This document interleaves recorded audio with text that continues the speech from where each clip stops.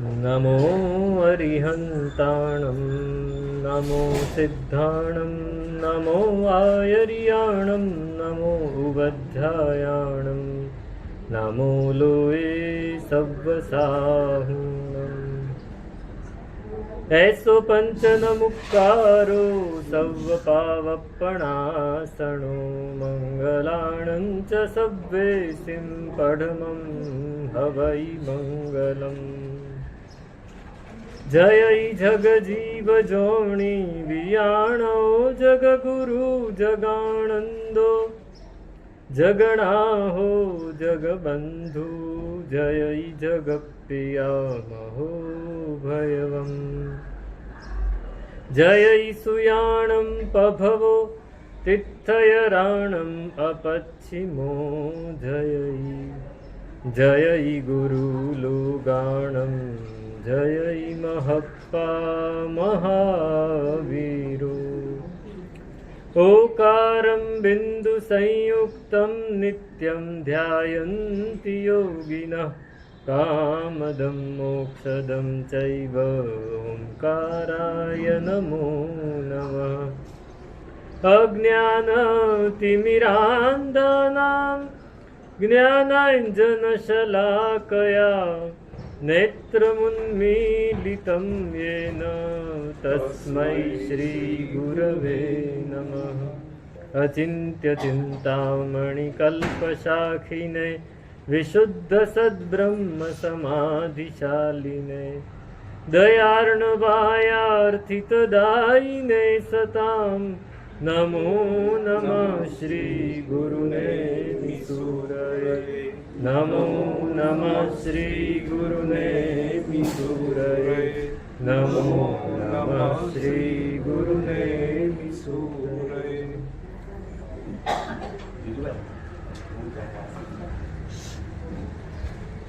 आओ મને હાથમાં લઈને બોલાવી દો નહીં થાળી એમને આપી દો રૂમાલ કાઢી અને વાસ્તવ છે એમાં ખંખેરી દો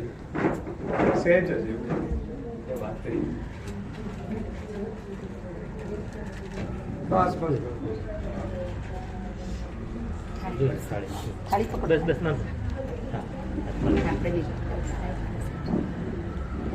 સરસ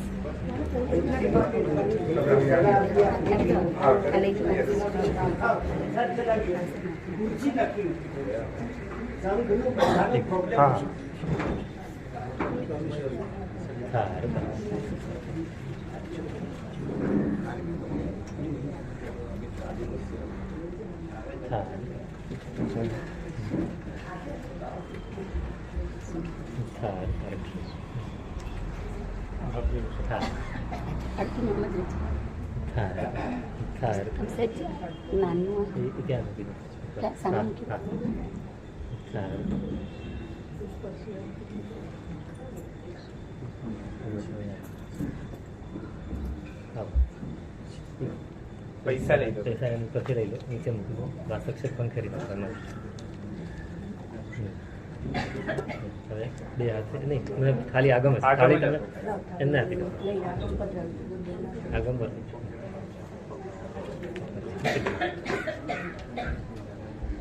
આમાં ઉપર એવો આશીર્વાદ આપો બધા આગમ વાંચીએ કંઠસ્થ કરીએ એના જેવું જીવન જીવશે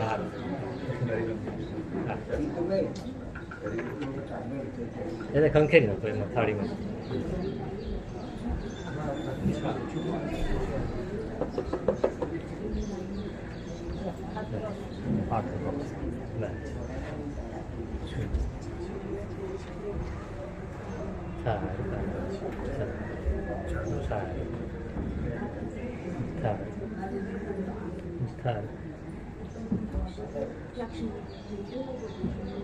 ત્યાં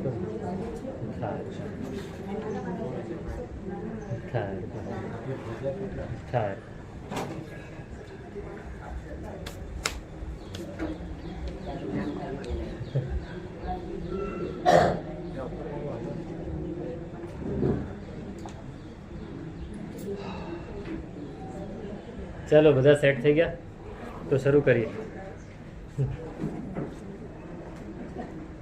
નહીં, ત્યાં થોડું ડિસ્ટર્બન્સ છે.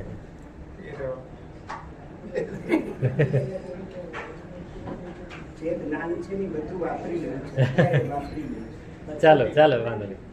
ભગવતી સૂત્ર. આજે આપણે ભગવતી સૂત્રની વાત કરવી છે. એનું નામ છે વ્યાખ્યા પ્રજ્ઞપ્તિ. પ્રાકૃતમાં એને વિયાહ પન્નક્તિ કહેવાય. પણ ભગવાનના મુખમાં ગૌતમ સ્વામી માટે આટલી બધી વાર નામ નીકળ્યું, હે ગોયમાં, હું ગોયમાં, એમ. અને ભગવાન જેવું આ સૂત્ર છે. આ સૂત્ર એટલે એવી કોઈ વસ્તુ નથી જેનું વર્ણન આમાં ન હોય. જબરદસ્ત. આ સૂત્રમાં શું છે એવું ના પૂછાય, આ સૂત્રમાં શું નથી એમ પૂછાય, એવું આ સૂત્ર છે. અહીં લખ્યું છે જુઓ કે આ સૂત્રમાં ધર્મ તો છે, વ્યવહાર પણ છે. દર્શન, પરમાર્થ, વિજ્ઞાન, મૂળ તત્વ, ઇતિહાસ, ભૂગોળ, ખગોળ, ભૂસ્તર શાસ્ત્ર, અણુ, પરમાણુ, પૂતગલ, કાળ, દિશા, યુદ્ધ કેવી રીતે થાય, વનસ્પતિ કેવા હોય, પશુ વર્ગ, પ્રાણી વર્ગ, જીવ, એની ગર્ભની સ્થિતિ, શરીરનું વિજ્ઞાન અને અનેક આશ્ચર્યકારી પ્રસંગો, શબ્દનું સ્વરૂપ અને બધા પ્રમાણો, એ બધું જ આની અંદર. બાકી હજી તો કેટલાય વિષયો છે.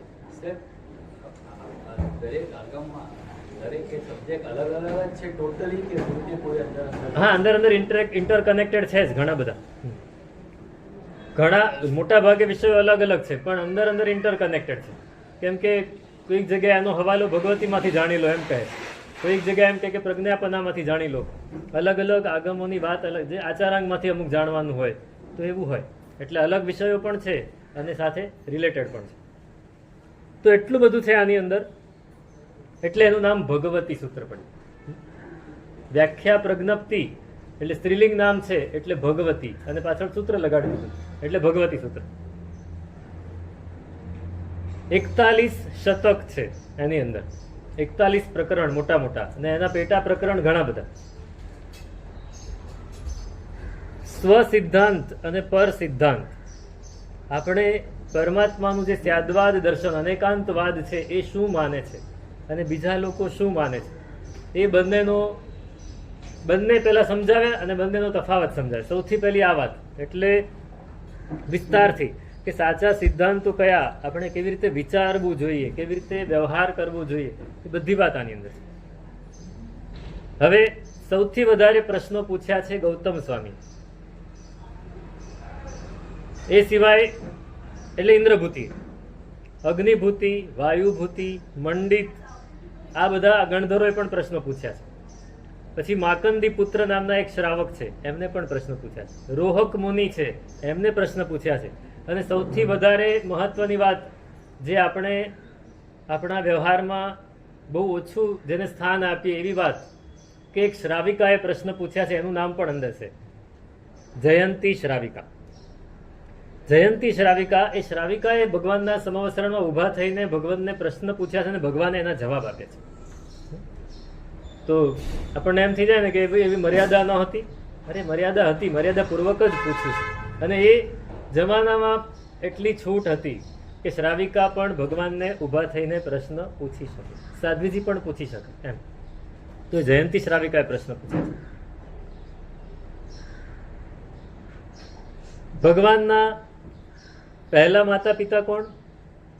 ઋષભદત્ત અને દેવાનંદ. બંનેનું આયુષ્ય કેટલું લાંબુ હતું ખબર છે? ઋષભદત્તનું આયુષ્ય લગભગ 102 વર્ષનું, અને દેવાનંદાનું પણ એનું 102 ને એમનું 105, એવી રીતે છે લગભગ. મને ખ્યાલ છે ત્યાં સુધી કે 105 વર્ષનું ઋષભદત્તનું અને 102 વર્ષનું દેવાનંદ. એ બંને ભગવાનના સમવસરણમાં આવ્યા, અને એ ઉંમરે, ત્યારે એમની ઉંમરે મોટી હતી, ત્યારે ભગવંતને જોઈને દેવાનંદાને અંદરથી વહાલ ઉમટ્યું. મૂળ તો એમનું પિંડ હતો, એમનું લોહી હતું, એમને વહાલ ઉમટ્યું. એટલે ગૌતમ સ્વામીને થયું કે આ ઉંમરે આ માજીને શું થાય છે? પૂછ્યું ભગવંતને, ભગવંત આ શું છે? ત્યારે એમણે પોતાના માતા પિતા આ છે એ દેખાડ્યું. ગૌતમ, એ તો મેરી અમ્મા. પૂર્વભાવમાં દેરાણી અને જેઠાણી હતા એ અને ત્રિશલા રાણી, અને એમાં ત્રિશલા રાણીનું જે દેરાસર હતું એમાં ભગવાન હતા એ ઉપાડીને નહીં મિછામી દુકડો એમાં એને રત્નનો ડાબડો હતો, એ રત્નનો ડાબડો છુપાડી દીધો, 82 દિવસ સુધી છુપાડ્યો. પછી એને કોઈક ભગવંતનો સંપર્ક થયો અને એમણે કહ્યું કે સાધ્વીજી ભગવંતે કે આવું ના કરાય, એટલે એને પાછું આપ્યું. એ 82 દિવસ જો આપણે એક કેવું કાર્ય કરીએ અને ભગવાનની માતા બનવાના લાભથી વંચિત રહી ગયા. એક કાર્ય, આપણે ઈર્ષ્યા, આપણો દ્વેષ, આપણા કશાયો, આપણો ક્લેશ આપણી પાસે કેવા કાર્યો કરાવે, આપણે એને વશ પડી જઈએ. જો દેવાનંદા એ ભગવાનની માતા બની શકે એટલું પુણ્ય હતું કે માતા બની ગયા હતા, અને છતાંય જન્મ ન આપી શકે. પણ જન્મ તો ન આપી શક્યા, પણ ભગવાને એનું ઋણ તો ચૂકવી દીધું. એ બંનેને પ્રતિબોધ પમાડ્યો અને બંને એ જ ભવમાં દીક્ષા લઈ કેવલ જ્ઞાન પામીને મોક્ષે. ઋષભદત્ત અને દેવાનંદાને પણ મોક્ષે મોકલ્યા. ત્રિશલા રાણી અને સિદ્ધાર્થ રાજા દેવલોકમાં ગયા, કેમ કે તો દીક્ષા એમને કાળ ધર્મ પામ્યા પછી જ લેવાની હતી એવો અભિગ્રહ હતો. પણ દેવાનંદા બ્રાહ્મણી અને ઋષભદત્ત બ્રાહ્મણને દીક્ષા અપાવી, કેવલ જ્ઞાન થયું અને મોક્ષે. અયમુત્તા મુનિની વાત કાલે આપણે વાત કરેલી, એ જ અયમુત્તા મુનિની વાત આમાં વિસ્તારથી છે. અયમુત્તા કુમાર પોલાસપુર નગર, અને એમાં જે રાજા છે એની શ્રીદેવી નામની રાણી છે, રાજાનું નામ મને અત્યારે યાદ નથી. એ શ્રીદેવી રાણીના દીકરા અયમુત્તા, અતિમુક્તક નામ છે એનું. મોતી કરતા પણ વધારે સુંદર એ અતિમુક્તક. મુક્તક એટલે મોતી. નાના છે, 6 વર્ષની ઉંમર છે, અને ઘરની બહાર રમી રહ્યા છે બાળકો સાથે. અને એ વખતે આ સમજવા જેવી વાત છે. એ વખતે ગૌતમ સ્વામી ભગવંત વોરવા માટે નીકળ્યા છે, અને અતિમુક્તક કુમાર એમને જોઈ ગયા અને કે પધારો મારા ઘરે. નાનું બાળક 6 વર્ષનું, એને એટલા સંસ્કાર ક્યાંથી હશે? પૂર્વભવના નહીં, એ ભવના એની માતાએ સંસ્કાર આપે. પૂર્વભવના તો દીક્ષા લીધી એટલા માટે, પણ ઘરે વોરાવા બોલાવવાના સંસ્કાર ક્યાંથી આવ્યા? એની માતાએ. એક વાત કરું સરસ. આ દીકરો ભાવનગરનો છે, એની દીક્ષા થવાની છે. ભાવનગર અમે હોઈએ ને, રસ્તામાં કોઈ કારણસર બહાર નીકળ્યા હોય 10 વાગે, 11 વાગે, સવારે 7 વાગે, અને નાના બાળકોને સ્કૂલે લઈ જવા માટે રિક્ષાઓ આવી હોય, વેન આવી હોય, એમાં છોકરાઓ બેસીને જતા હોય, એ વેનમાંથી બૂમ પડે, માલા સાહેબ મારા ઘરે વોરવા પધારજો. હા, મારા સાહેબ મારા ઘરે વોરવા પધારજો, મને લાભ આપજો. એ છોકરો રિક્ષામાં બેસીને આ બૂમ પાડે. સંસ્કાર છે. તમારા બાળક તો ઓળખે જ નહીં, મમ્મી આ કોઈક અંકલ આવ્યા છે. અમે તમારા ઘરે આવીએ ને તો ઘરમાં કદાચ ભાગ્યે જ હોય છોકરાઓ, હવે તો હોતા જ નથી. એ સ્કૂલમાં, કોલેજમાં કે પોતાની રૂમમાં ભરાઈને બેઠા હોય. એમને તમે સરસ ગેજેટ્સ આપી દીધા છે, મોબાઈલ, આઈપેડ અને લેપટોપ, એટલે એમાં જ ભરાઈને બેઠેલા હોય, એટલે એને ખબર જ ન હોય. કદાચ ભૂલે ચૂકે બહાર હોય ને દરવાજો ખોલી લે તો એને ખબર ન હોય કે આ મારા સાહેબ છે. અને ખબર હોય તો એક બાજુ ઊભો રહે, મમ્મી નથી. અમારે મોટા ભાગે એવું થાય કે કોઈના ઘરે અમે ગયા હોઈએ ને, અને છોકરો કે મમ્મી નથી, દરવાજો જ બંધ કરી દે સીધો. મમ્મી નથી, ઘરમાં કોઈ નથી, એટલે તું તો છે, એને કઈ આવડતું નથી. આ સંસ્કાર છે. એ અયમુત્તા કુમારને એની માતાના સંસ્કાર છે કે કોઈ પણ ભગવંતને જોયા એટલે પહેલા કહેવાનું મારા ઘરે વોરવા પધાર. હવે ગૌતમ સ્વામી, બાળક તો ઓળખતું નથી આ ગૌતમ સ્વામી છે, મારા ઘરે પધારો. જાય નહીં રાજાના ઘરે, સાધુ રાજપિંડ લે નહીં. પણ ગૌતમ સ્વામીને થયું કે આ બાળક આટલા સરસ ભાવથી કહે છે તો મારે જવું જોઈએ. ગયા એમના ઘરે, અને શ્રીદેવી તો આભા બની ગયા કે મારા ઘરે દીકરા તું કોને લઈ આવ્યો? કે મારા ઘરે ગૌતમ સ્વામી. શું થાય? ગૌતમ સ્વામી આપણે રોજ બોલીએ અંગૂઠે અમૃત વસે લબ્ધિ તણા ભંડાર ને, એ ગૌતમ સ્વામી આપણા ઘેર આવી જાય તો શું થાય? શું થાય? એમના પગલા પડ્યા તો શું થાય? નાચવા માંડ્યા એના માતા, અને કે દીકરા તું આ શું કર્યું? તે કેવું પુણ્યનું કાર્ય કર્યું. એના હાથે વોરાવરાવ્યું, લાડવા હતા તૈયાર, વરાવરાવ્યા, અને ભગવંત ધર્મલાભ દઈને પાછા નીકળે ત્યારે એ શું કહે છે? દીકરા લઈ આવ્યા તો હવે મૂકી આવો. આપણે ભગવંતને લઈ આવ્યા છીએ તો હવે મૂકવા પણ જવું પડે. આ સંસ્કાર છે, આ સંસ્કાર છે. તમારા ઘરે મહેમાન આવ્યા હોય, કોઈ ગેસ્ટ આવ્યા હોય તો શું કરો તમે? મૂકવા જાઓ ને છેક બાર સુધી. સાધુ ભગવંત પધાર્યા હોય તો ડિપેન્ડ. ઓળખીતા હોય તો જવાય નહીં. આ વિનય છે, વિનય છે. તમે 7 ડગલા સાધુ સાથે ચાલો ને તો તમારો 7 ભવ ઓછા થઈ જાય. એને તમે સાધુ સાથે ચાલશો એટલે તમને સાધુ પ્રત્યે બહુમાન જાગશે, એના ધર્મ પ્રત્યે બહુમાન જાગશે, એની આરાધના ચારિત્ર પ્રત્યે બહુમાન જાગશે. જેના પ્રત્યે આપણને બહુમાન જાગે એ વસ્તુ આપણને મળે ને મળે. બહુમાન જાગે. અને આપણે હા સાહેબ શાતામ રહેજો, અમે જ કહી દઈએ ભાઈ તમે રહો, હવે અમે નીચે નહીં આવતા, અમે નીકળી જઈશું. શ્રાવકો, ઘણા શ્રાવકો એવા હોય કે અમને છેક ઉપવાસરાય સુધી મૂકવા આવે. સાહેબ બીજા ઘર દેખાડું, આજુબાજુમાં બીજા ઘરો છે જૈનોના, હું આપને લઈ જાઉં. સાહેબ સુબોધને કહી દઈશ. આપણે ત્યાં આવું ચાલે છે. તો આ વિનય છે. અને માતાએ મોકલ્યા અહિમુત્તા કુમારને, ગયા. હવે અહિમુત્તા કુમાર બાળક છે. બાળક એનું જ્ઞાન, એની બુદ્ધિ કેવી હોય, એનો બોધ કેવો હોય? બાળક જેવો હોય. એને જોયું કે ભગવંતના હાથમાં પાત્રા છે, એના વજન વધારે છે અને હાથ થોડો નમી પડ્યો છે. તો એ બાળક કે છે, મહારાજ સાહેબ આ વજન વધારે છે, મને આપી દો, આ હું લઈ લઈશ, તમારા ઉપાસ તમને જ્યાં જવાનું ત્યાં સુધી હું પહોંચાડી દઈશ. ના દીકરા, તને અપાય નહીં, મારું પાત્રું મારે જ ઉપાડવું પડે, તને ન અપાય. તો કોને ક્યારે અપાય મને? તો કે તું દીક્ષા લેતો અપાય. તો દીક્ષા કેવી રીતે લેવાય? તો કે ચાલ. સાથે લઈ ગયા સમવસરણમાં, ભગવંતને વંદન કરાવ્યા, ભગવાનની દેશના સાંભળી. 6 વર્ષની ઉંમર. કેટલા વર્ષની ઉંમર? 6 વર્ષ. અને એ આ હવે સંસ્કાર આવે છે કે એને દેશના સાંભળીને પૂર્વના સંસ્કાર ઉદયમાં આવ્યા અને એને મન થઈ ગયું કે મારે દીક્ષા લેવી છે. ઘરે પાછા આવ્યા, ભગવંતને કહીને આવ્યા છે હું આવું છું દીક્ષા આપવા માટે, જતા નહીં. ભગવંત શું કહે છે? પ્રતિબંધ ન કરતો. માતા પિતા આગ્રહ કરે તો પ્રતિબંધ ન કરતો, હું રાહ જોઈશ. ગયા ઘરે અને માતાને આવીને કે મામા મારી ઈચ્છા પૂરી કરશો? તો કે શું ઈચ્છા છે? દીક્ષા લેવી છે. અરે દીકરા, તું દીક્ષામાં શું સમજે? તો કે હું જે સમજુ એ તમે નથી સમજતા. તને શું આવડે છે? મને આવડે છે. હું જે પ્રશ્ન પૂછ્યો એનો જવાબ આપો તો દીક્ષા નહીં લો. આપણને ખબર છે, જે જાણું તે હું નવી જાણું, નવી જાણું તે જાણું. હું જે જાણું છું તે નથી જાણતો, અને જે નથી જાણતો તે જાણું છું. બસ આ કોયડાનો જવાબ આપી દો તો હું દીક્ષા નહીં લો. માં ઘણું વિચારે પણ કઈ ખબર નથી પડતી. ઘણું બધું વિચાર્યું, બેઠું નહીં મગજમાં. બોલ દીકરા, આનો શું જવાબ છે? તો કે હું જે જાણું છું એ નથી જાણતો. હું જાણું છું કે બધાએ મરવાનું છે, પણ ક્યારે મરવાનું છે નથી જાણતો. અને નથી જાણતો એ જાણું છું. શું નથી જાણતો? કે હું મરીને ક્યાં જવાનો છું એ નથી જાણતો, પણ પુણ્ય કરીશ, સારા કર્મો કરીશ તો સદગતિએ જઈશ, પાપ કરીશ, ખરાબ કર્મો કરીશ તો દુર્ગતિએ જઈશ. નથી જાણતો એ જાણું છું.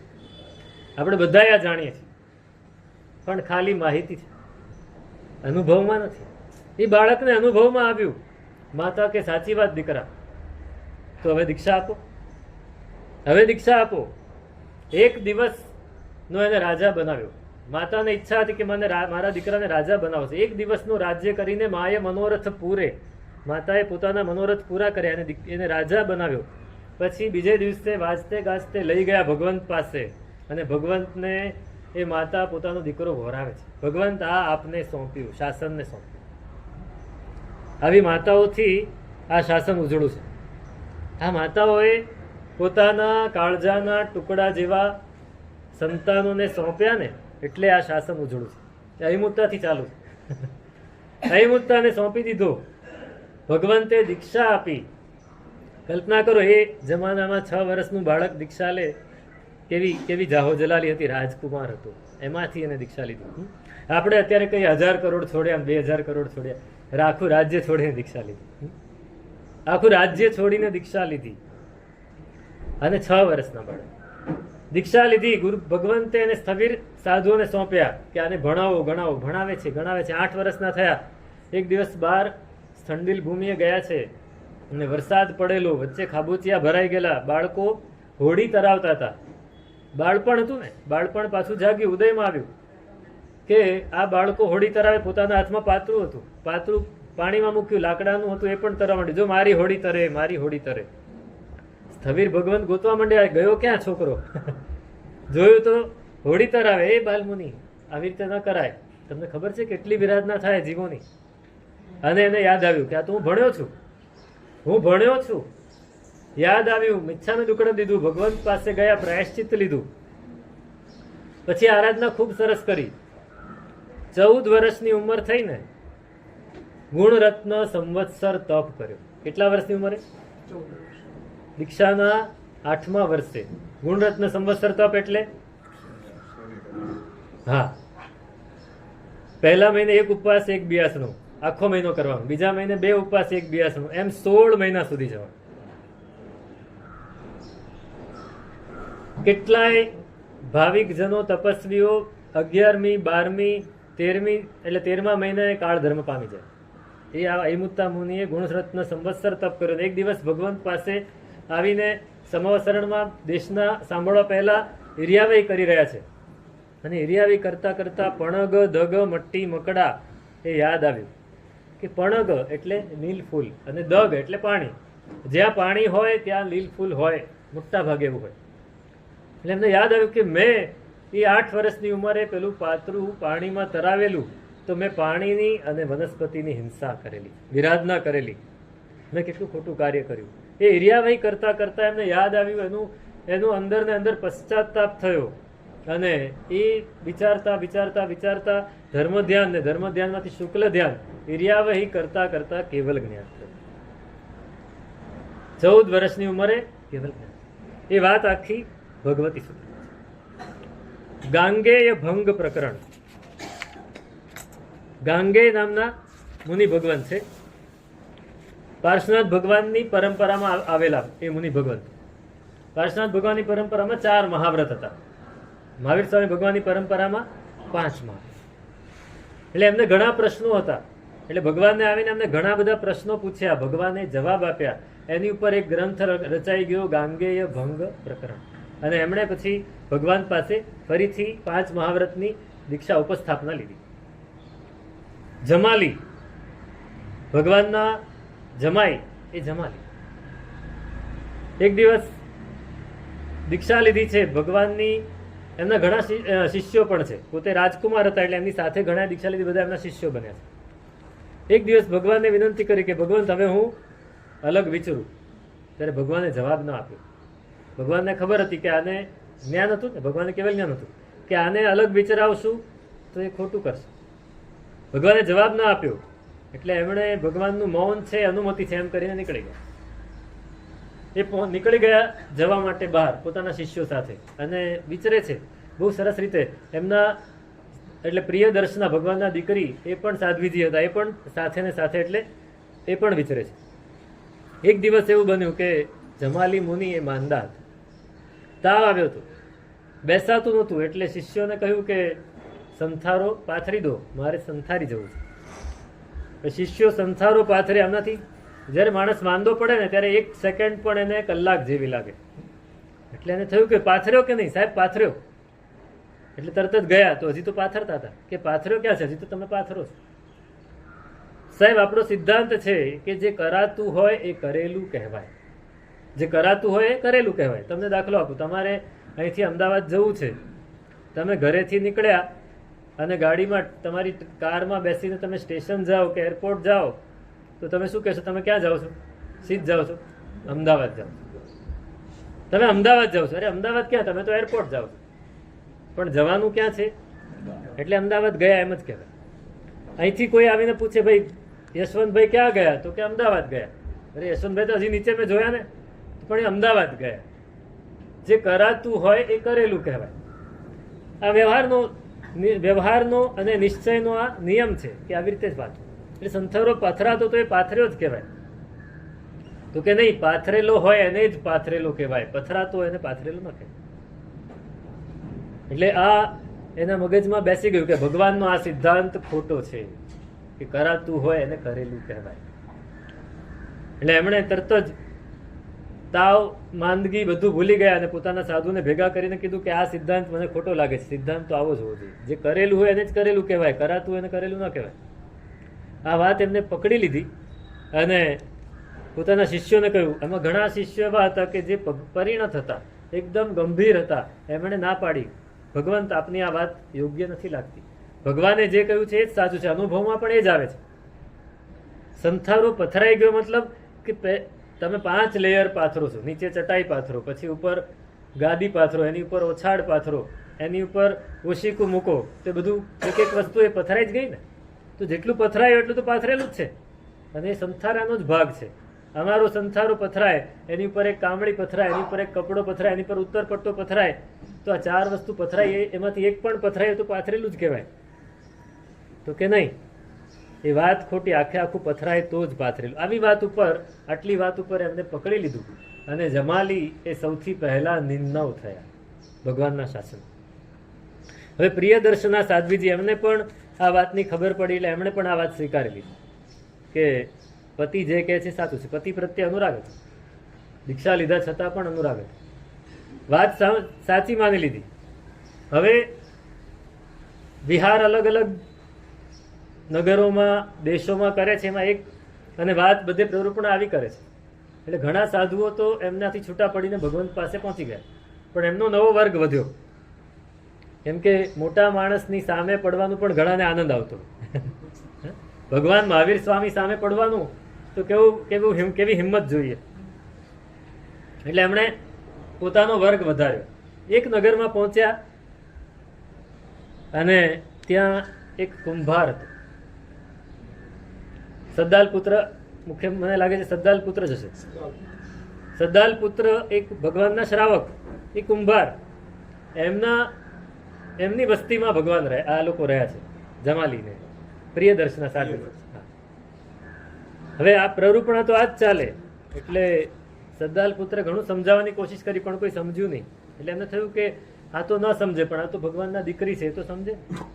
એમની પાસે આવ્યા અને કહ્યું કે આ વાત ખોટી છે. તો કે ના, આ વાત સાચી છે. તમે માનો છો એ ખોટું છે, અમે માનીએ સાચું છે. એટલે એણે શું કર્યું કે નિંભાડો હતો, નિંભાડામાં અગ્નિ હતો, એમાંથી એક અંગારો લઈને એ સાધ્વીજીના કપડા ઉપર નાખ્યો. એટલે કપડું એમાં કાણું પડી ગયું, બળી ગયું. અરે મારું કપડું બળી ગયું. એમ કે આ શું કરો તમે?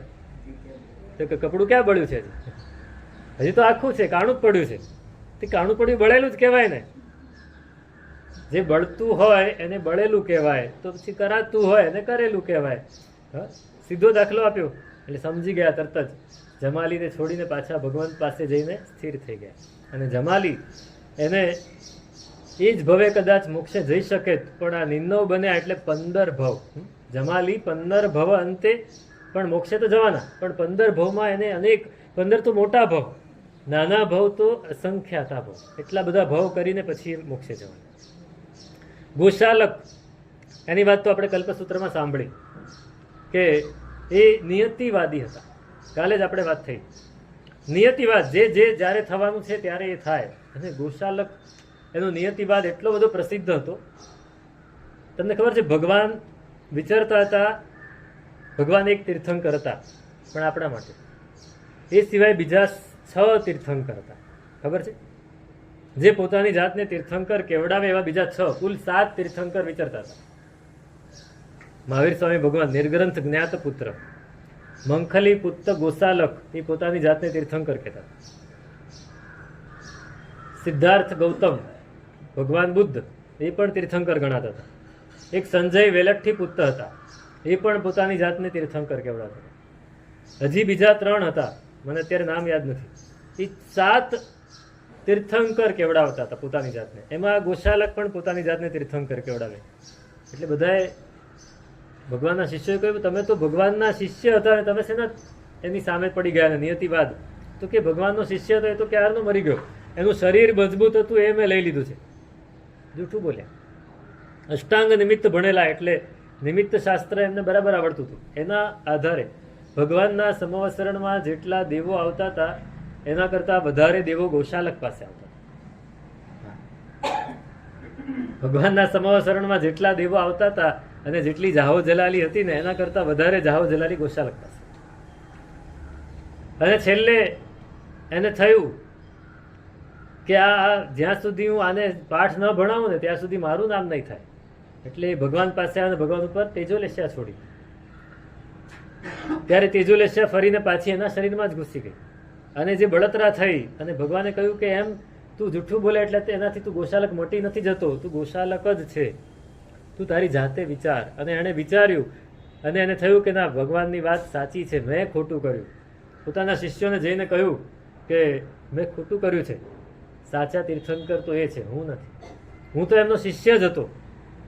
એટલે હું મરી જાઉં ને ત્યારે તમે મારા શરીરને આખા નગરમાં ઢસડજો પગે દોરડું બાંધીને અને કહેજો કે આ જૂઠું બોલતો હતો, એની દુર્ગતિ થઈ છે, એ ખોટા કાર્યો કર્યા છે એણે, સાચા તો આ છે. પણ એના શિષ્યો માન્યા નહીં.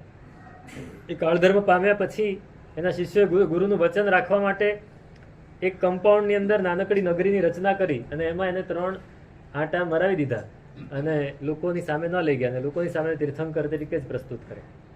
એનો આખો નિયતિવાદ હતો, ડેસ્ટિનીવાદ, કે જે જ્યારે થવાનું હોય ત્યારે જ થાય. એને દાખલો શું લીધો? આપણે એવો દાખલો લેતા હોય છે ઘણા લોકો, એટલે હું કહું છું. એને દાખલો શું લીધો કે કેવલી ભગવંત, કેવલ જ્ઞાની ભગવંત છે, એમને 500 વર્ષ પહેલા એવું કહેલું. સમજો કે 2500 વર્ષ પહેલા ભગવાન મહાવીર સામે કહેલું કે આ વ્યક્તિ થશે.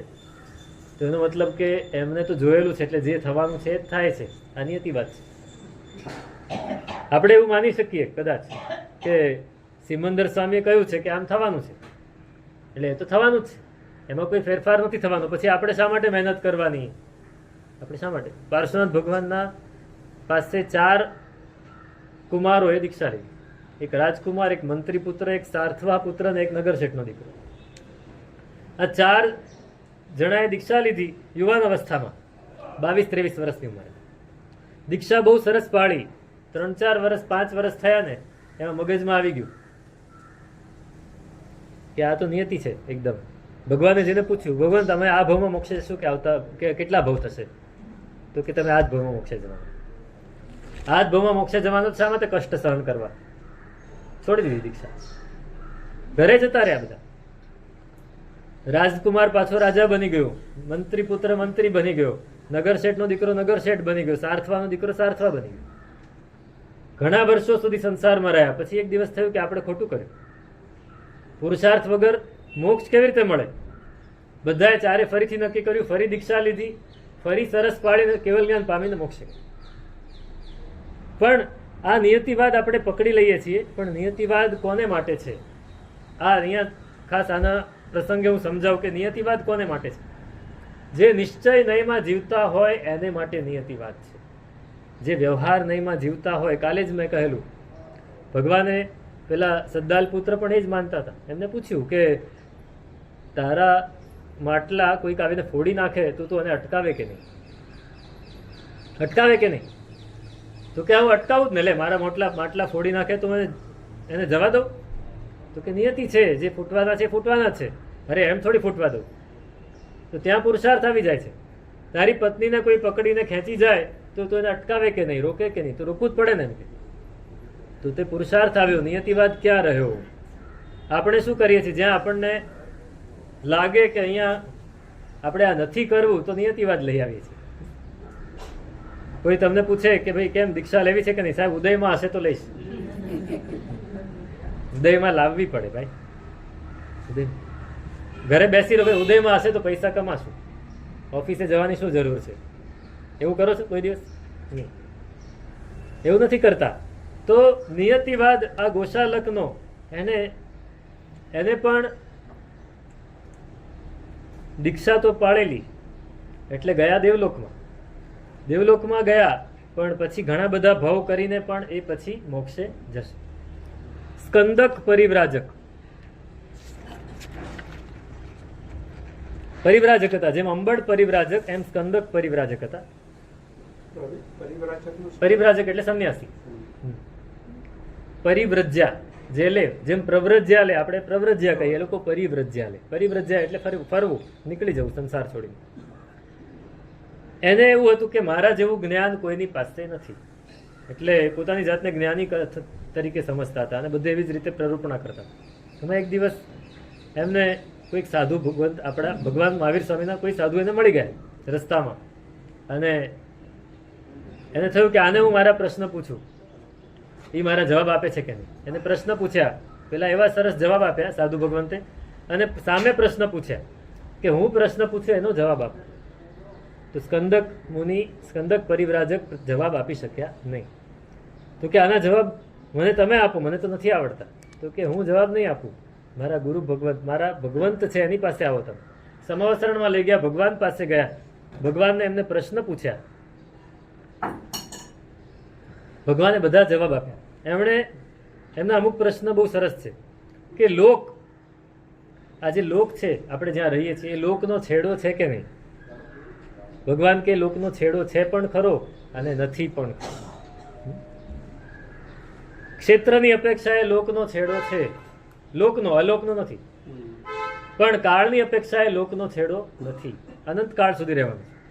એવી રીતે જીવ, તો જીવ એનો છેડો છે કે નહીં? તો કે કાળની અપેક્ષાએ જીવનો છેડો છે, દ્રવ્યની અપેક્ષાએ નથી. કાળની અપેક્ષાએ જીવ સિદ્ધશિલામાં જશે એટલે એ જીવ સિદ્ધનો જીવ થઈ ગયો. સિદ્ધનો જીવ તો રહેવાનો છે કાયમ, પણ પછી હવે બીજું કાંઈ નથી, નવા ભાવ નથી કરવાના.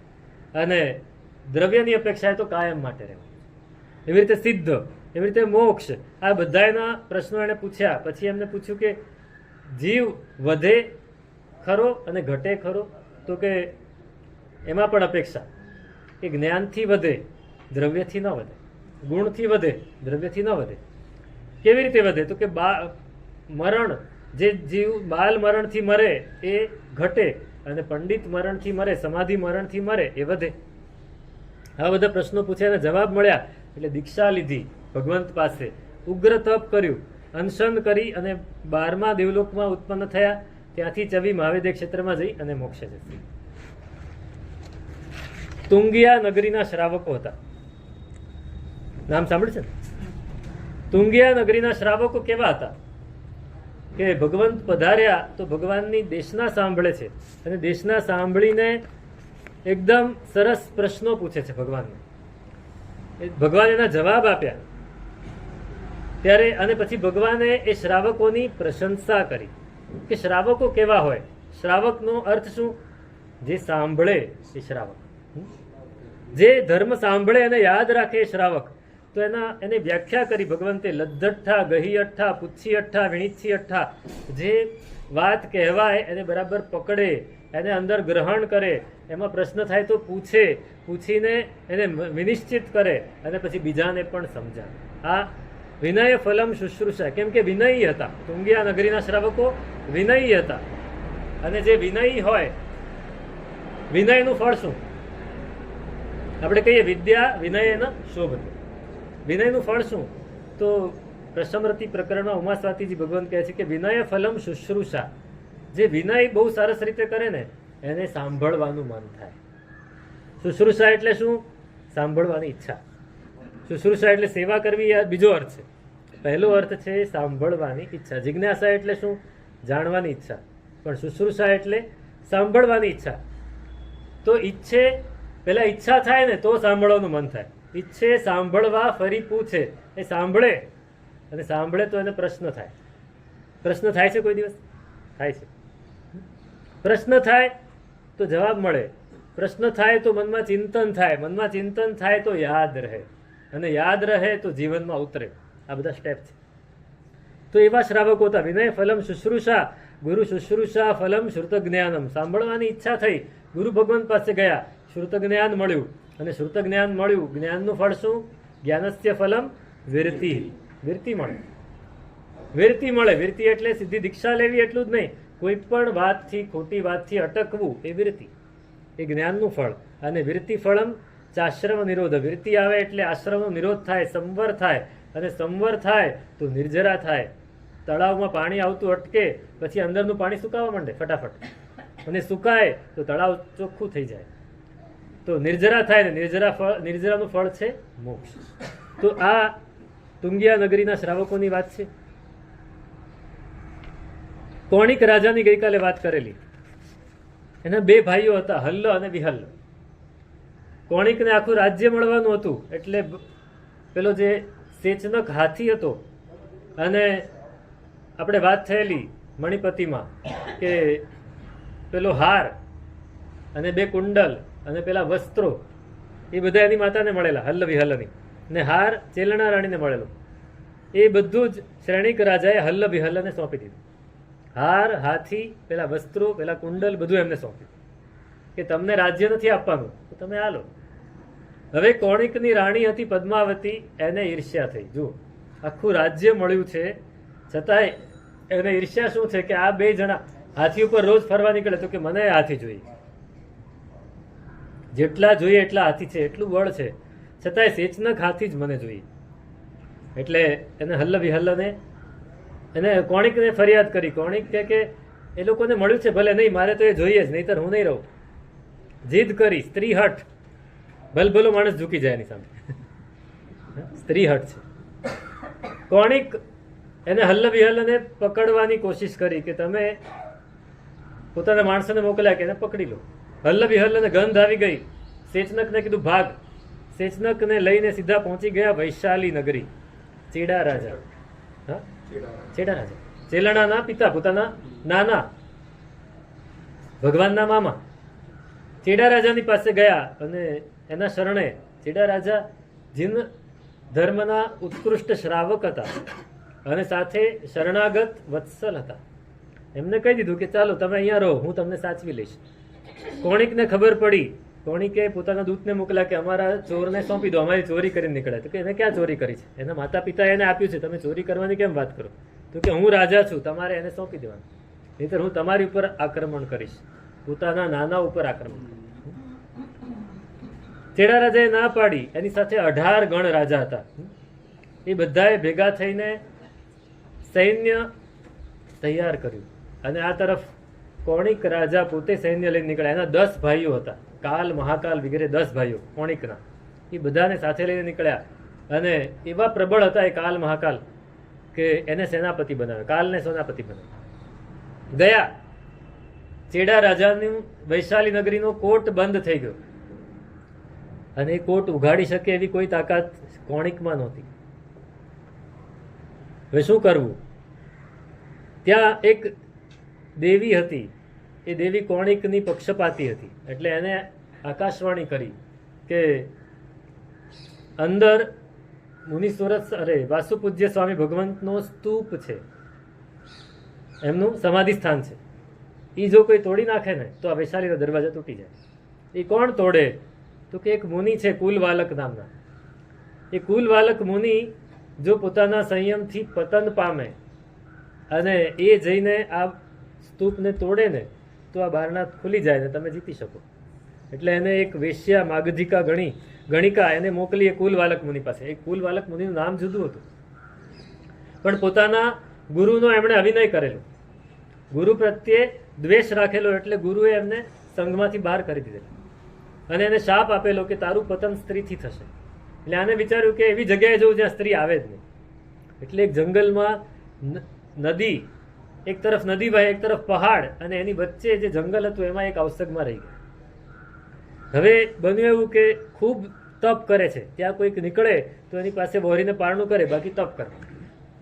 એ તપમાં કૌશકમાં ઊભા છે. એમાં વરસાદ ખૂબ પડ્યો અને પાણીનું પૂર આવ્યું તો નદી ચારે કોરથી વહેવા માંડી. હવે નદી જો વહે તો આ મુનિ ભગવંત વચ્ચે આવે એ તણાઈ જાય. એટલે ત્યાંના જે અધિષ્ઠાયક દેવતા હતા એમણે એ નદીનું વહેણ વાળી નાખ્યું. એટલે એનું નામ પડી ગયું કુલવાલક મુનિ. કુલ એટલે વહેણ, નદીના વહેણને વાળી નાખ્યું. એ ત્યાં તપ કરે. આ માગધિકા નામની જે વેશ્યા હતી એને કોણિક રાજાએ ત્યાં મોકલી. પેલી શ્રાવિકાનું રૂપ લઈને ગઈ અને ત્યાં ભગવંતને જઈને કહે કે ભગવંત, આપને અમે યાત્રા કરવા નીકળ્યા છીએ અને આપ અહીંયા તપ કરી રહ્યા છો, અમને આપ મળી ગયા, અમને ખૂબ આનંદ થયો, અમારા ધન ઘડી ધન ભાગે એમ કરીને અમને લાભ આપો. એણે વોરાવ્યું. હવે એને દવા એવી નાખેલી કે ઝાડા થઈ જાય. વોરાવ્યું, વાપર્યું, ઝાડા થઈ ગયા, હવે અશક્તિ એટલી બધી આવી ગઈ કે એની સેવા કોણ કરે મુનિની? ત્યારે આ શ્રાવિકા કહે, ભગવંત, શ્રાવિકાનું વેશ ધારણ કરેલો, ભગવંત અપવાદ હોય, ઉત્સર્ગ હોય ત્યાં હું આપની સેવા કરીશ, પછી આ પ્રાયશ્ચિત લઈ લેજો. સેવા એવી રીતે કરી કે મુનિ ભગવાન એના પ્રત્યે આસક્તિ જાગી, રાગ જાગી ગયો, એટલે દીક્ષા છોડી. પછી એણે કહ્યું કે તમારે મારી સાથે વૈશાલી નગરી આવવાનું છે. હવે એ જે કે એ પ્રમાણે કરવાનું હતું. ગયા વૈશાલી નગરી, ત્યાં એને લોકોને સમજાવીને સ્તૂપ તોડાવી નાખ્યો. વૈશાલી નગરી ઉપર કોણિક રાજાએ આક્રમણ કર્યું. ચેડા રાજા સૌથી આગળ લડવા માટે આવ્યા. ચેડા રાજાને નિયમ હતો કે રોજ એક જ બાણ મારવાનું, અને એનું બાણ એમનું અમોઘ. 10 દિવસમાં કોણિકના 10 ભાઈઓને મારી નાખ્યા. કાલ, મહાકાલ, સુકાલ, વિકાલ, આ બધા 10 ભાઈઓ હતા. 10 ભાઈઓને મારી નાખ્યા. એટલે કોણિકને થયું કે આમ તો હું હારી જઈશ. એટલે કોણિકના પૂર્વભવના 2 મિત્રો, એક ઈશાનેન્દ્ર અને એક ચમરેન્દ્ર, પૂર્વભવના 2 મિત્રો. એ 2 મિત્રો એને ખબર હતી એટલે એને અઠમ કર્યો. બંને મિત્રોને યાદ કર્યા, બંને આવ્યા કે મને સહાય કરો, મારે જીતવું છે. એટલે ચમરેન્દ્રે એક સ્ફટિકની વચ્ચે શિલા બનાવી દીધી. એટલે જ્યારે ચેડા રાજાએ બાણ છોડ્યું તે શિલાને અથડાઈને, દેખાય નહીં શિલા, રસ્તામાં કાચ હોય તો દૂરથી દેખાય નહીં કે ખુલ્લું છે કે કાચ છે. પછી પાછું પડ્યું તીર, એટલે એમને થયું કે હવે હું હારવાનો.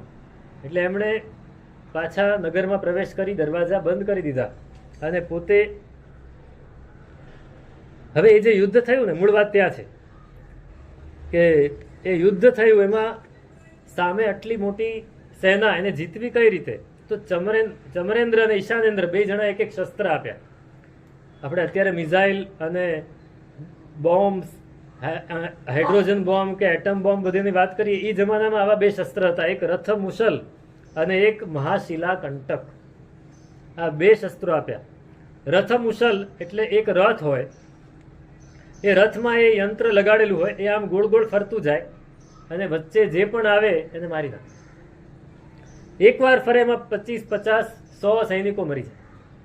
અને એ આખા સૈન્યમાં એ રથ, એને કોઈ અટકાવી ન શકે. એ રથ દેવતાધિષ્ઠિત, એને કોઈ અટકાવી ન શકે. એટલે એટલા બધા લોકો મરે. અને મહાશિલા કંટક, એમાં એવું હતું, એમાં પેલું શું કહેવાય ને, પેલું ગોફણ હોય ને, શું કહે ને,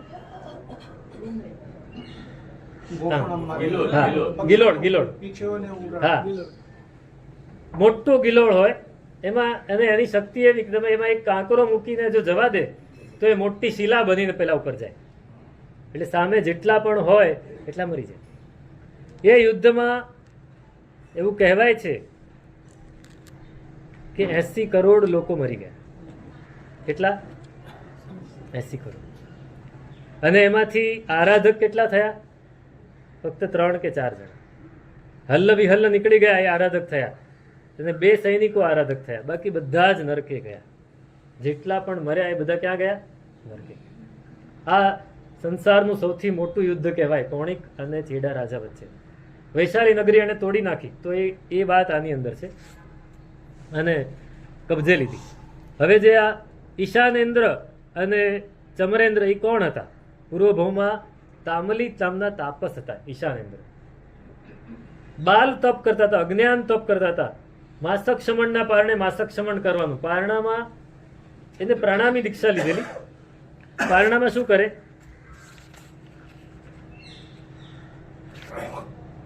એમની પાસે એક ભિક્ષા પાત્ર હોય, એની અંદર 4 ખાના હોય. પહેલી ભિક્ષા પહેલા પાત્રમાં લેવાની, પહેલા ખાનામાં. બીજી ભિક્ષા બીજામાં, ત્રીજી ત્રીજામાં, ચોથી ચોથામાં.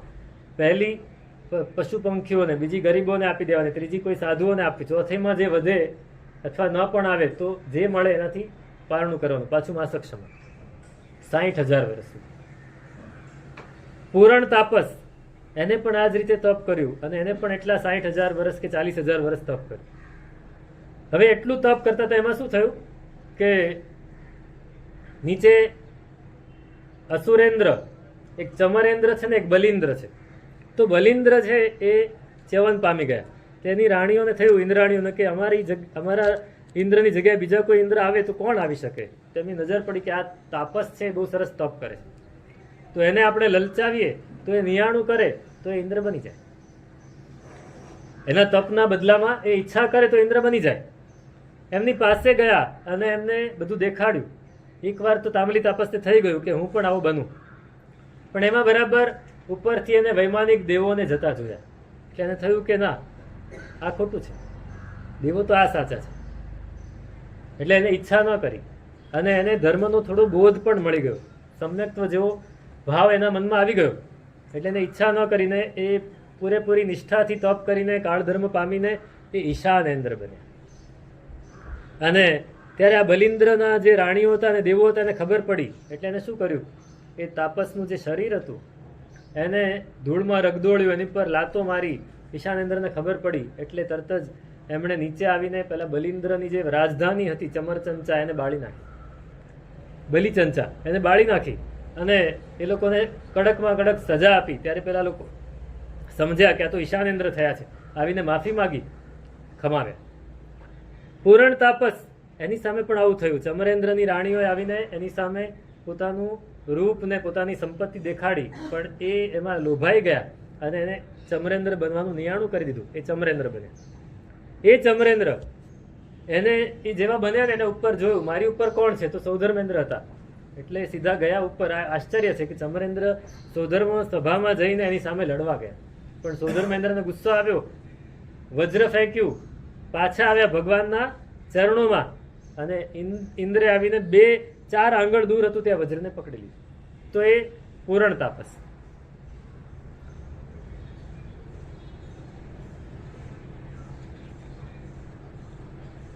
તમસ્કાય. તમસ્કાય એમાં જે મુખ્ય આપણને જે સમજાય એવી વાત જ હું કરી રહ્યો છું. તમસ્કાય એ ખબર છે? તમસ્કાય શું છે? અમે કામળી શા માટે ઓઢીએ છીએ? કામળીનો કાળ આપણે શા માટે રાખીએ ખબર છે? કયા જીવો? અપકાય. અપકાયના જીવો.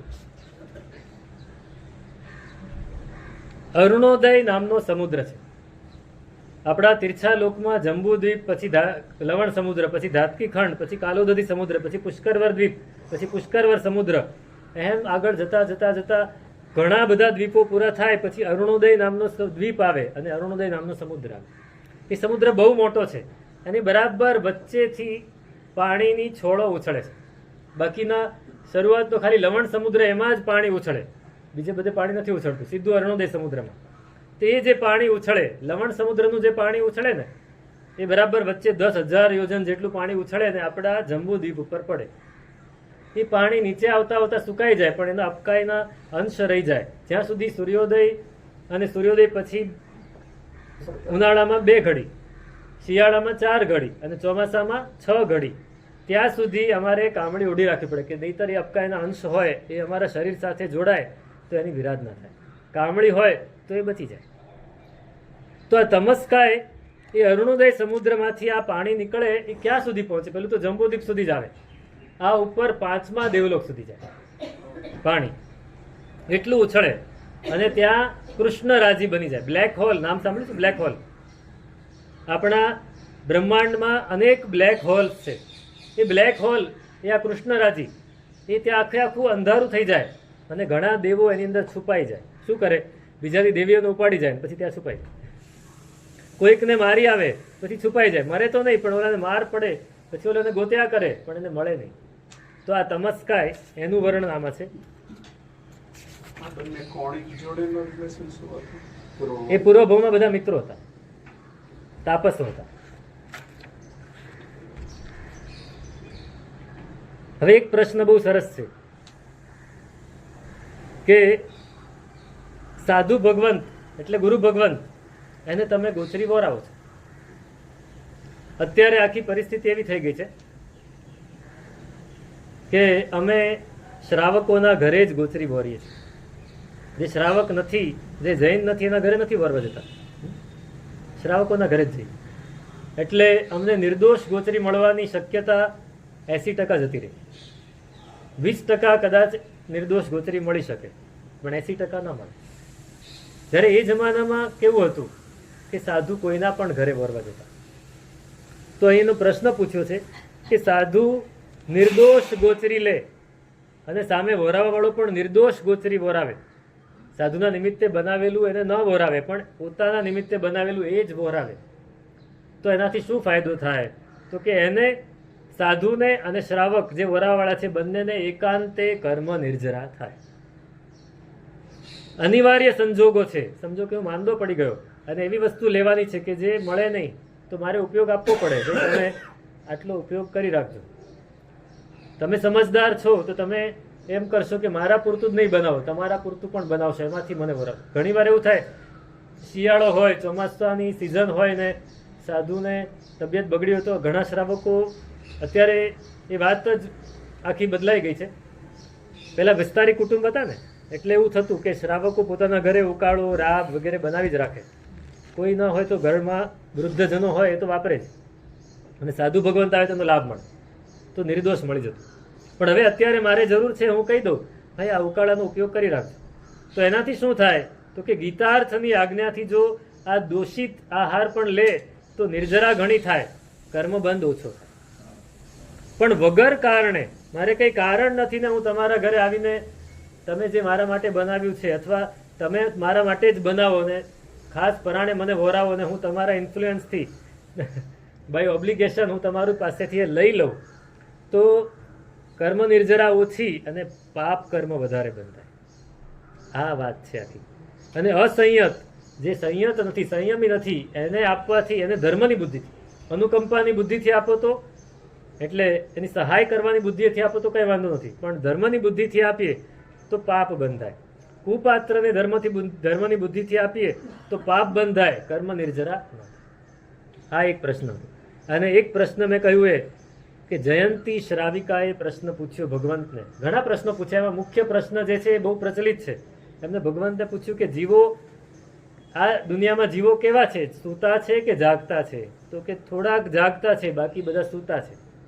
તો કે જીવો જાગતા સારા કે સૂતા સારા? તો ભગવાને બે રીતે જવાબ આપ્યો કે દ્રવ્યથી અને ભાવથી. દ્રવ્યથી જે જીવો પાપી છે એ સૂતા સારા, અને જે ધર્મી છે એ જાગતા સારા. અને ભાવથી પણ મોટા ભાગના લોકો સૂતા જ છે. એ સૂતા છે, ભલે સૂતા રહે, જો જાગે તો વધારે સારું. ધર્મથી જાગવું, ભાવથી જાગવું, એના પ્રશ્નો છે. અને બીજા એક પરિવ્રાજક હતા, શિવ રાજર્ષિ નામના. શિવ નામના રાજા હતા અને એમણે તાપસ દીક્ષા લીધેલી. દીક્ષા લીધી, ખૂબ સરસ રીતે પાડી, અવધિ જ્ઞાન થયું. અવધિ જ્ઞાનમાં એમને 7 દ્વીપ અને 7 સમુદ્ર દેખાય. 8મો કયો છે દ્વીપ? ખબર છે? નંદીશ્વર દ્વીપ. 8મો દ્વીપ છે નંદીશ્વર દ્વીપ. એમને 7 સુધી જ દેખાય. એટલે એને એવી પ્રરૂપણા કરી કે દુનિયામાં ફક્ત 7 દ્વીપ અને 7 સમુદ્ર છે. ત્યારથી આ માન્યતા ચાલી આવે છે. લોકો કહે ને 7 સમંદર પાર, એ 7 સમંદર પાર એ ત્યારથી માન્યતા ચાલી આવે છે. તો એમને 7 દ્વીપ અને 7 સમુદ્રની વાત કરી. એમને વિભંગ જ્ઞાન થયેલું. એટલે એમને કોઈ એક દિવસ ભગવંત ગૌતમ સ્વામી મળી ગયા અને એમને પૂછ્યું કે તમે 7 દ્વીપ ને 7 સમુદ્ર કે એટલા જ છે, એની વાત કેમ કરો છો? તો કે એટલા જ છે. નહીં, એના એટલા નથી, વધારે છે. તો મને ક્યાંથી ખબર પડે? તો જાઓ ભગવાન પાસે. ભગવાન પાસે જો ગૌતમ સ્વામી કે કોઈ પણ શિષ્ય એવું નથી કહેતા કે હું જવાબ આપી દઉં. તમે ભગવાન પાસે, ભગવાન પાસે ગયા, કારણ કે પૂર્ણ જ્ઞાની ભગવાન છે, એનો પ્રભાવ છે. એમની પાસે જે જાય એ જલ્દીથી પ્રતિબોધ પામે. ભગવાન પાસે આવ્યા, પ્રશ્નો પૂછ્યા, જવાબ મળ્યા, દીક્ષા લીધી. અને દીક્ષા જેવી લીધી એ વિભંગ જ્ઞાનનું અવધિ જ્ઞાન થઈ ગયું. મિથ્યા જ્ઞાન હતું, સમ્યક જ્ઞાન બની ગયું. એમને અસંખ્યાત દ્વીપ સમુદ્ર દેખાવા લાગ્યા.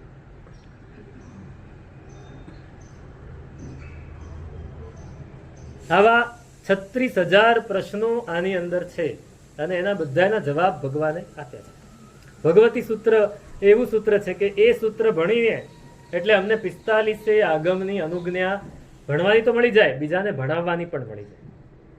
હું એમને ના ભણાવી શકું કોઈને. સમજો કે મારે આચારાંગ ભણાઈ ગયું તો હું સીધું આચારાંગ કોઈને ભણાવી ન શકું. આચારાંગની અનુજ્ઞા મળે, બીજા સૂત્રની ન મળે. પણ ભગવતી સૂત્રનું અનુજ્ઞા મળી તો હું ભગવતી સૂત્ર સિવાયના બીજા 45 આગમ પણ ભણાવી શકું. એવું આ ભગવતી સૂત્ર છે. અને એટલી બધી વસ્તુઓ, એટલા બધા પદાર્થો એની અંદર છે કે જો ભગવતી સૂત્ર ન હોય તો આપણું શાસન ખાલી થઈ જાય એવું લાગે, અને ભગવતી સૂત્ર હોય ને બીજા સૂત્ર ન હોય તો પણ ચાલે, એવું આ ભગવતી સૂત્ર છે. એની વાત પૂરી કરીએ. ગઈકાલની આપણી રાજ પ્રશ્નીય એની વાત ચાલુ હતી, આજે પૂરી કરી દઈએ. પ્રદેશી રાજા એ કેશી સ્વામીને પૂછે છે કે કાલે મેં 2 પ્રશ્નો તો કહેલા કે દાદા નરકમાં ગયા, મને કહેવા નથી આવ્યા એટલે હું નથી માનતો. દાદી સ્વર્ગે ગયા હોય પણ એ પણ મને કહેવા નથી આવ્યા. ત્યારે ભગવાને કહ્યું કે જો ભાઈ, કોઈ માણસ બહુ જ ખોટા કામ કરે અને એને કોટવાલ પકડી લે, જેલમાં નાખે, પછી એ બહાર જઈને કોઈને કહેવા જાય કે ભાઈ ખોટા કામ નહીં કરતા નહીંતર તમને જેલમાં નાખી દેશે, એને જેલમાંથી બહાર કોઈ જવા દે ખરું? નહીં. તો જે નરકમાં ગયો હોય એ ત્યાંથી બહાર નીકળી શકે નહીં. અને બીજી વાત કે દાદી સ્વર્ગમાં ગયા, તો સ્વર્ગમાં એટલા બધા સુખ છે, તમે તમારા મહેલમાં બહુ સુખ ભોગવતા હો અને તમે કોઈને બહાર કહેવા આવો કે ભાઈ પુણ્ય કરશો તો આવું સુખ મળશે? નહીં કહેવા. ભોગમાં આસક્તિ હોય, ખબર જ ના પડે. દેવો, અને બીજી વાત કે દેવો છે ને, દેવપણે જ્યારે ઉત્પન્ન થાય ત્યારે યુવાન અવસ્થામાં જ ઉત્પન્ન થાય, તો એમણે ત્યાં દેવભવના સ્વર્ગના ઘણા બધા કર્તવ્યો બજાવવાના હોય, ઘણું બધું જાણવાનું હોય. દેવોએ પણ ભણવું પડે, દેવોએ પણ ભણવું પડે. એક શ્રાવક દેશના, સૌરાષ્ટ્રના જ એક શ્રાવક બહુ જ ખૂબ જાણકાર હતા, ખૂબ ભણેલા ગણેલા હતા.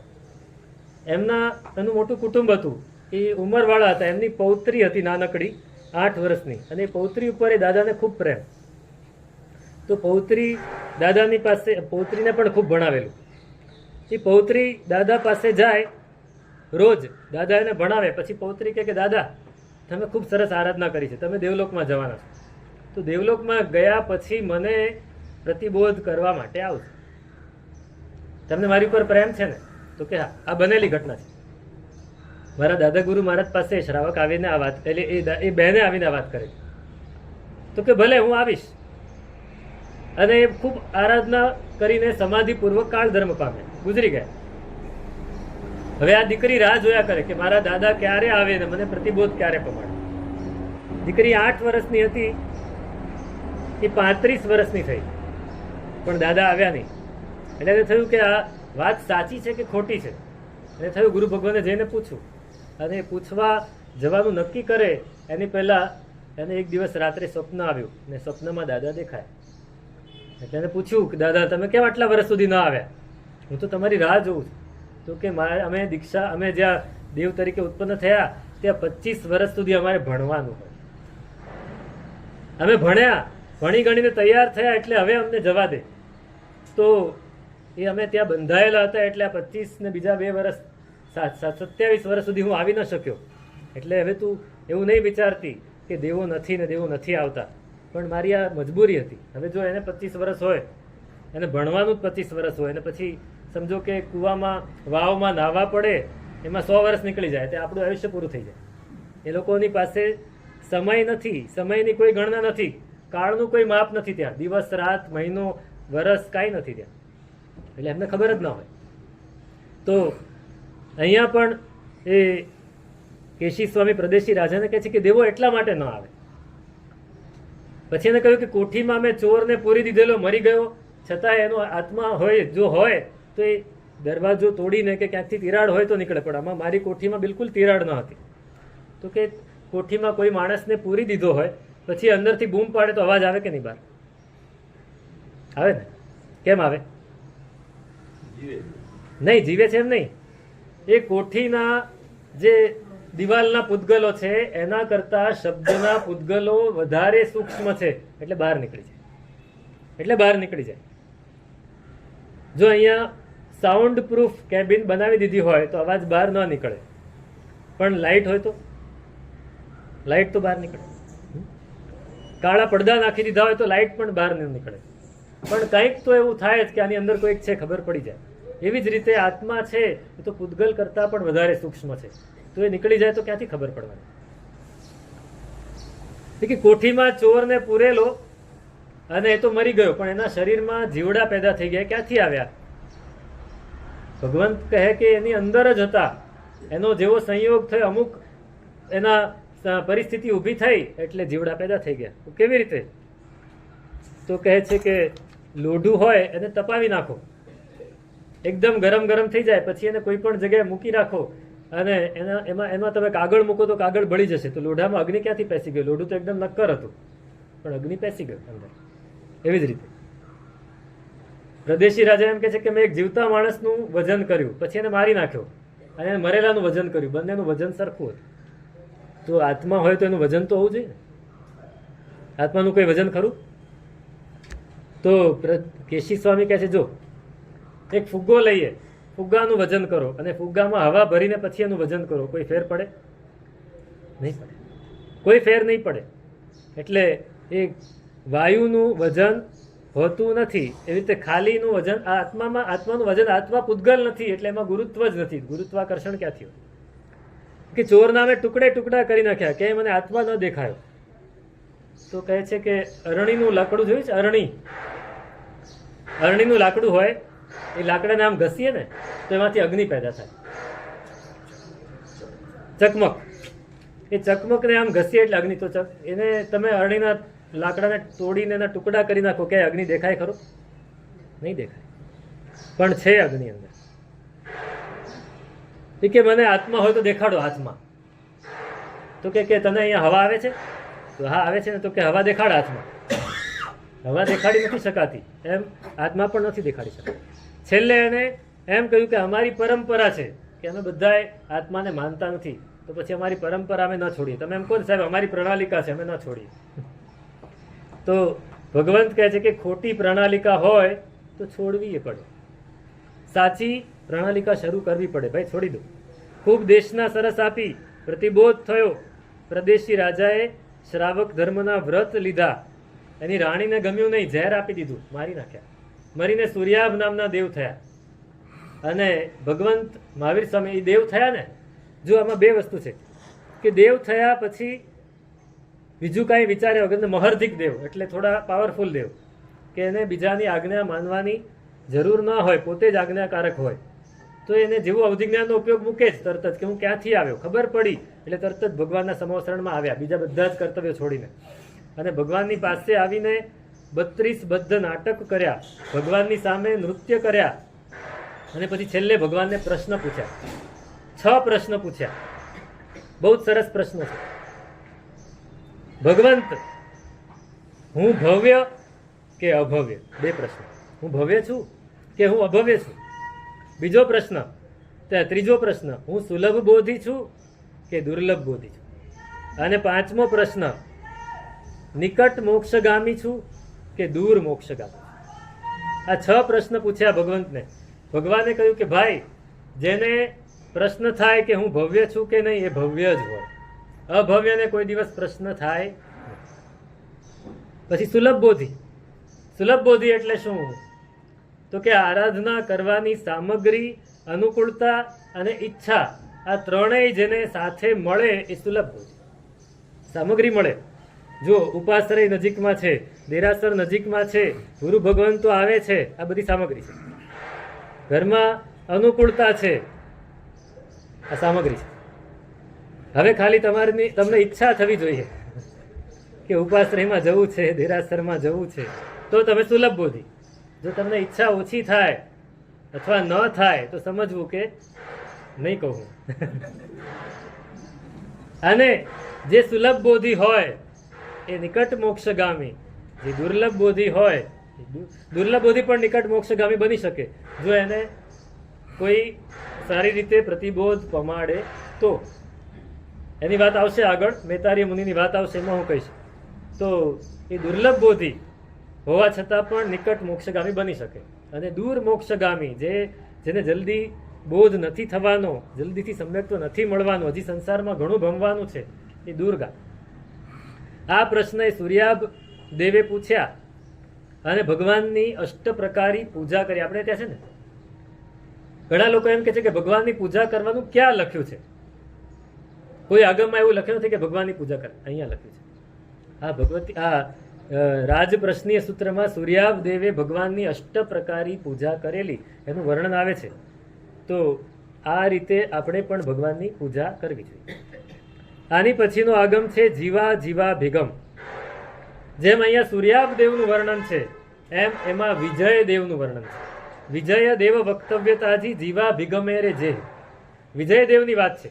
વિજય દેવ પણ આ જ રીતે પૂર્વભાવમાં ધર્મનો બોધ પામીને દેવ તરીકે ઉત્પન્ન થયા, ભગવાન પાસે આવ્યા, ભગવાનની સામે ઘણા નૃત્યો, ભગવાનની ભક્તિ કરી, પૂજા કરી અને પ્રશ્નો પૂછ્યા છે. એમણે પણ પ્રશ્નો પૂછ્યા છે અને ગૌતમ સામે પ્રશ્ન પૂછ્યા છે. આમાં મુખ્યત્વે જીવ અને અજીવની વાત છે. સંસારી જીવ કેટલા પ્રકારના છે એની બધી વાત છે. 563 ભેદ સંસારી જીવના છે એની વાત બહુ વિસ્તારથી કરી છે.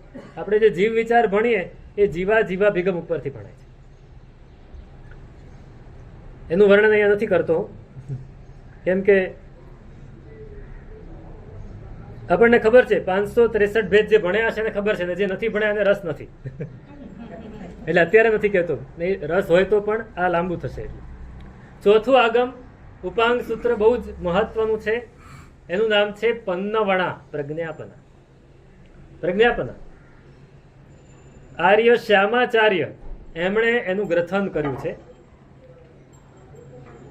મૂળ શ્લોક 7737 છે અને એની ઉપર વિવરણ હરિભદ્ર સુરી મહારાજે 3728 શ્લોકનું વિવરણ કર્યું છે. મલયગીરીજી મહારાજે 16,000 શ્લોકનું વિવરણ કર્યું.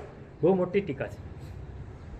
અને દ્રવ્યાનુયોગનું પૂરેપૂરું વર્ણન, ભરપૂર વર્ણન, જેને દ્રવ્યાનુયોગમાં એટલે તાર્કિક રીતે સમજવામાં રસ પડતો હોય એને પ્રજ્ઞાપના સૂત્ર સાંભળવું જોઈએ.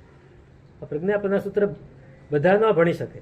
જેનું બુદ્ધિ તેજ હોય, જે બરાબર પદાર્થોને પકડી શકે એ જ ભણી શકે. અનુયોગ 4 છે. અનુયોગ દ્વાર એ આ બધા આગમોમાં પ્રવેશ કરવાનો રસ્તો છે. અનુયોગ દ્વાર સૂત્ર એ નંદી એ જ્ઞાનનું અને અનુયોગ દ્વાર એ આગમમાં પ્રવેશ કરવાનો રસ્તો, એ પાછળ આવશે. આ 4 અનુયોગ છે ને, દ્રવ્યાનુયોગ, ચરણકર્ણાનુયોગ, ગણિતાનુયોગ અને ધર્મકથાનુયોગ. એમાં દ્રવ્યાનુયોગનો આ ગ્રંથ છે પ્રજ્ઞાપના આગમ. એની અંદર 7 તત્વો, 9 તત્વો છે ને, એમાં પુણ્ય અને પાપ એ આશ્રવમાં આવી જાય છે. એટલે 7 તત્વ છે: જીવ, અજીવ, આશ્રવ, સંવર, બંધ, નિર્જરા અને મોક્ષ. આ 7 તત્વનું વિસ્તારથી વર્ણન છે. અને એ 7 તત્વને વર્ણન કરવા માટે 36 પદ એટલે 36 ચેપ્ટર આપે છે. અલગ અલગ મોટા મોટા 36 ચેપ્ટર. ખાલી તમને એક જ વાત કરું, 563 ભેદ છે જીવના. એમાં સૌથી ઓછામાં ઓછા જીવ કયા અને સૌથી વધારેમાં વધારે જીવ કયા, પરસ્પર એકબીજાથી વધારે કે ઓછા કેટલા, એ આખું અલ્પ બહુત્વ, એને મહાદંડક કહેવાય. એ મહાદંડક અલ્પ બહુત્વનો એ લગભગ સમજો કે 1001 શ્લોકમાં આ ખાલી અલ્પ બહુત્વનો મહાદંડક છે.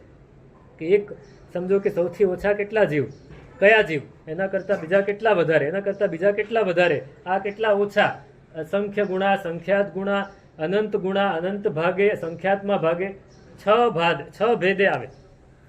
આ વાત આખી એની અંદર છે. કયા જીવની કેટલી સ્થિતિ હોય, કેટલું આયુષ્ય હોય. આપણે કહીએ છીએ કે એક નિગોદનો જીવ, સૂક્ષ્મ જીવ, આપણે એક આંખનો પલકારો મારીએ એટલી વારમાં 17 વાર મરણ પામી જાય, 18મી વાર જન્મ લઈ લે. આ બધી વાત, એનું આયુષ્ય કેટલું હશે? તો પછી એનું આયુષ્ય પણ અસંખ્યાતા સમયનું છે. 256 આવલિકા ઓછામાં ઓછું હોય અને એમાં એ આવતા ભવનું આયુષ્ય પણ બાંધી દે. આ બધી વાત આની અંદર છે. કેટલી ભાષા, કોણ કોણ બોલે, કોને કેટલા શરીર હોય, શ્વાસ કોણ લઈ શકે, કોણ ન લઈ શકે, સંજ્ઞા, આહાર સંજ્ઞા, ભય સંજ્ઞા, મૈથુન સંજ્ઞા, પરિગ્રહ સંજ્ઞા, ક્રોધ, માન, માયા, લોભ સંજ્ઞા, લોક સંજ્ઞા, ઓઘ સંજ્ઞા, 10 સંજ્ઞા છે.